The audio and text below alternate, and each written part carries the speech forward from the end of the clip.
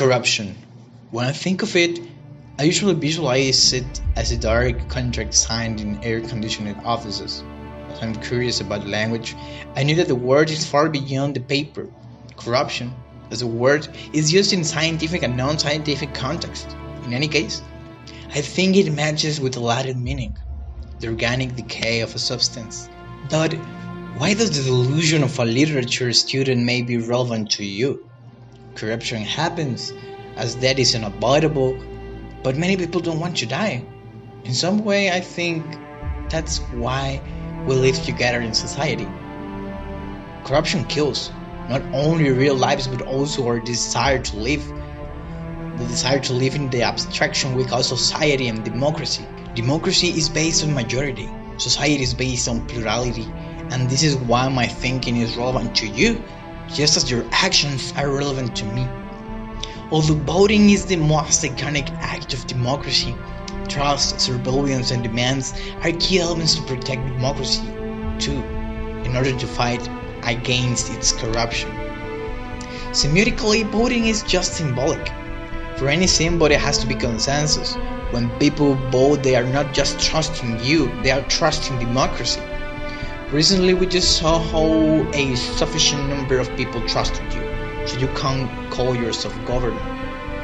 When we get to know how Mexico ranks in the 31st place in the Transparency International Corruption Perception, we realize there is a big depth in the trust of people. On the other hand, when I talk about surveillance, I'm referring to citizens' capacity for watching out for government public decisions. Therefore, transparency should be ensured.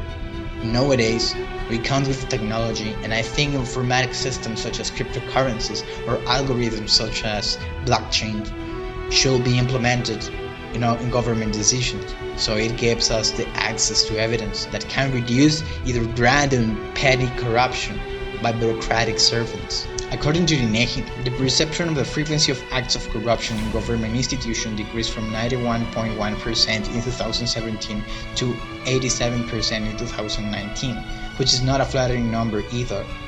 And the prevalence rate of corruption increased from 14,635 victims per 100,000 inhabitants in 2017 to 15,732 in 2019. In order to fight against it, since 2016 the National Anti-Corruption System was created, but it remains incomplete and deficient. Therefore, I think you should focus on enabling a state anti-corruption system. Although it reinforces trust and transparency, I don't think it considers people's responsibility to demand. Demands are usually made out of discourses. People need to be involved in politics, to have information, education, and spaces to get to know each other.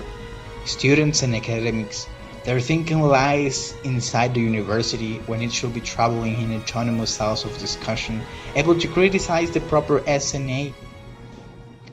Just when people get to know their pains, their needs, and their dreams, only then contingent behavior stops causing corruption and starts preventing it.